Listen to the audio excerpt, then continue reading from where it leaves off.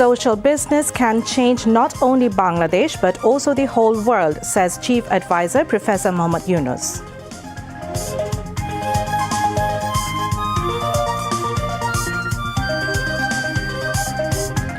Health for all can be ensured through social business. Chief Advisor stresses on entrepreneurship-oriented education, not for seeking job only.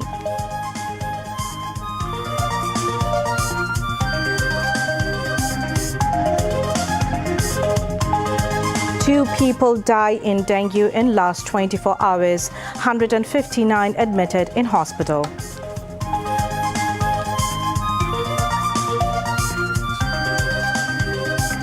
The court grants remand for another 4 days to former CEC KM Nurul Huda.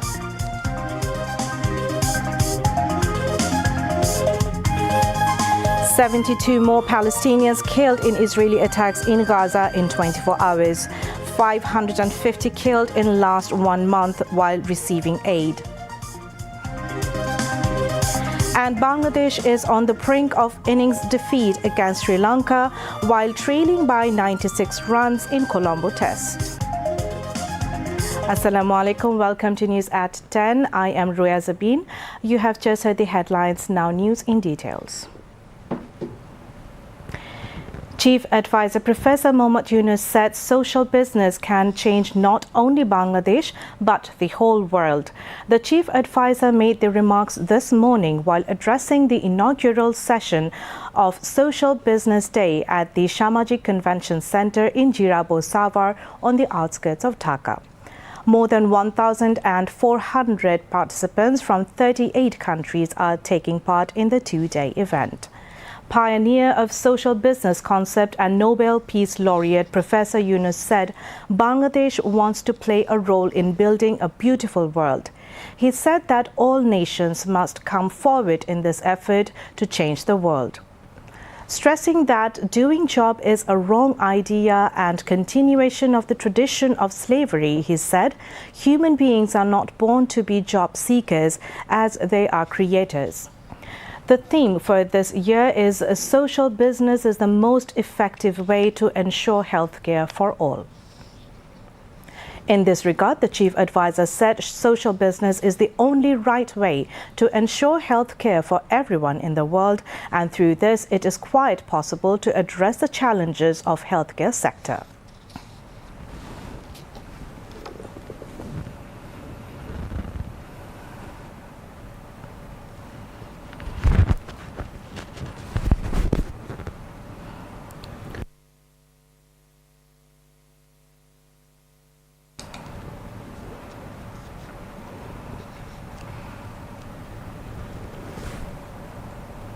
Healthcare can be solved very well.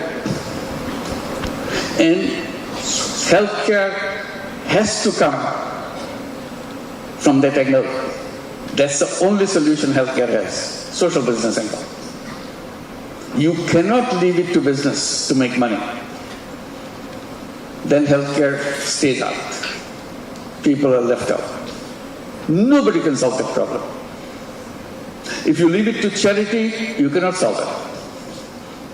Only solution is social business solution.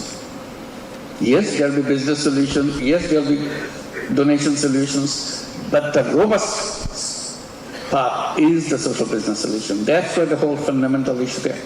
No country successfully has resolved that issue, healthcare for everybody. So that's a challenging area that we have to tackle. And we can tackle. What we are trying to bring in is a message of changing the world. So we need every nation to participate, every nation to address the issues that we have been raising all these years. From day one, you know you are not a job seeker. We'll tell them that if you're a job seeker, that will bring shame to us, because we could not help you to discover yourself. If you discover yourself, you'll not be a job seeker. You will be creator. Human beings are creators. Human beings are for changing things in their own fashion. And that's what the universities, education institutions are all about, preparing for that. Not preparing for getting a job, get a salary, end of the life. Job is end of life. Finish. You're done. So those are the challenging issues that we want to raise, discuss, and see what it leads to. Imagination is something limitless. You can do any way you want. It doesn't cost you anything. So we imagine and go back to start the smallest way we can. Among others, the function was also addressed by UNO Center Relations Manager Zinat Islam, Grameen Group Chairman Ashraful Hassan, former World Bank Vice President Ismail Serageldin, UN Resident Coordinator in Dhaka Gwen Lewis, Japan's Grameen Igliner Chairman Mitsuru Izumo, International Olympic Committee Honorary President Thomas Bass, and Malayan entrepreneur and a former African Olympic basketball champion KD Kanoti Tunkara. Later, Chief Advisor Professor Mohammad Yunus visited various stalls set up by entrepreneurs on the occasion of the Social Business Day. The 15th edition of Social Business Day is being hosted jointly by the UNO Center and Grameen Group. The event aims to be a global convergence of knowledge, experience and innovation and find ways to address the inequalities and limitations across healthcare and other sectors to build a sustainable world. The two-day program will feature 5 plenary sessions and 8 breakout sessions focused on diverse perspectives and ideas. Home and Agriculture Advisor Lieutenant General retired Mohammad Jahangir Alam Chaudhry said that Bangladesh has been a bright example of communal harmony from the immemorial. The advisor said this while inaugurating Rotho Jatra festival at Thamrai today. To mark the occasion, a huge procession was brought out from Josho Madhop temple premises. More than 400-year-old Thamrai Rotho Jatra began on Friday. The Rotho Jatra is not only a religious program, but it also became a symbol of non-communal culture and tradition of Bangladesh. Referring to government's stance in the perspective of recent politics, the advisor mentioned that the interim government is working relentlessly to build a Bangladesh free from discrimination and ensure a humane country. Referring to law and order situation, the advisor mentioned that the situation in the country has improved than the past. The situation could be made stable further if cooperation of common people can be available.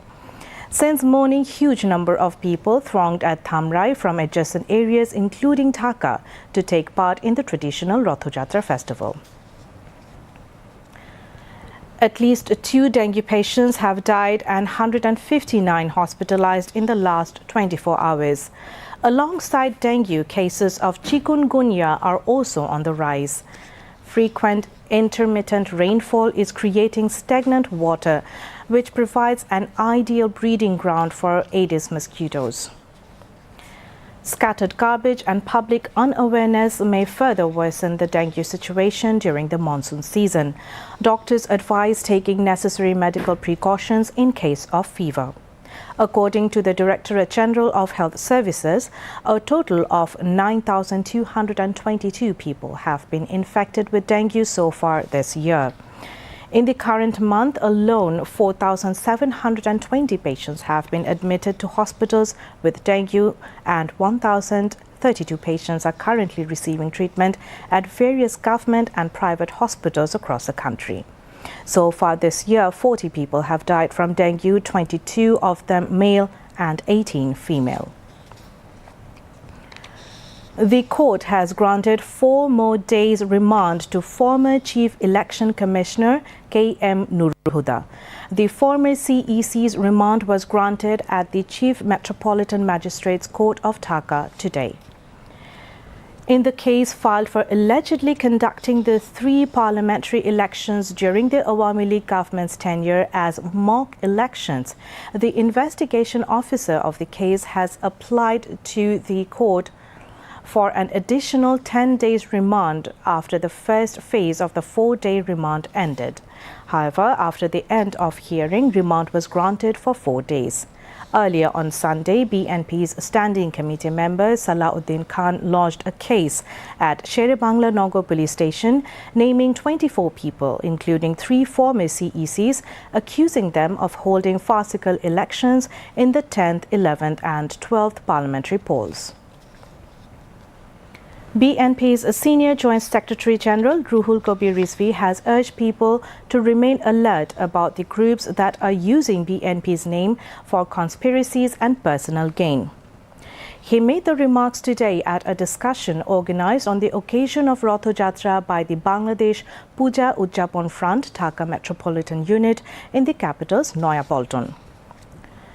Dhaka Metropolitan Unit Puja Udjapon Front President Gautam Mitra presided over the discussion, while its General Secretary Bishojit Bhadro, Central Committee President of the Bangladesh Puja Udjapon Front Aparna Roydash and Dhaka South City BNP Member Secretary Tanvir Ahmed Robin were also present.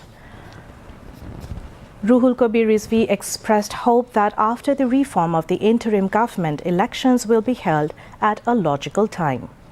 Following the meeting, a rally marking the Ratho Jatra paraded through several city streets. Amar Bangladesh AB party has announced a 36 days program to observe the July uprising. AB party chairman Mujibur Rahman Monju made the announcement today during a press conference at the party's Bijoynagar Central Office in Dhaka.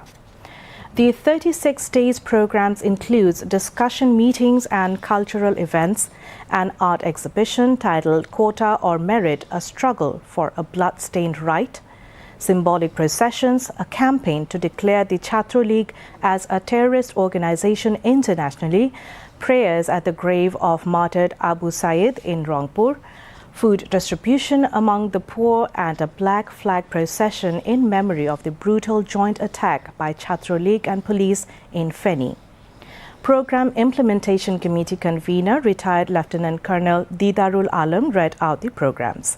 AB Party Joint Secretaries Abdullah Al Mamun Rana, Anwar Sadat Tutul, Barrister Nasrin Sultana Mili, among others, were present at that time. In his speech, Mujibur Rahman Monju said that simply forming a new government through an election would not fulfill the promise of the mass uprising. Rather, to truly realize the commitments of 1971, 1990 and 2024, all parties must reach a consensus to hold a free and fair election that will reach the state to a new phase. City Corporation, Upazila and Paurasabha elections should be arranged before the national election to prove the capability and neutrality of the administration. Gano Adhikar Porishad President Nurul Haq Nur said this at the party's special extended meeting held at Diploma Engineers Institute in the capital today. The interim government and the current administration is leaning towards a specific political party, he alleged. They are thinking that the party will come to power next time, stated Nurul Haq Nur, urging the interim government not to give excess importance to any specific political party, rather give priority to the opinion of all the political parties. Now, international news.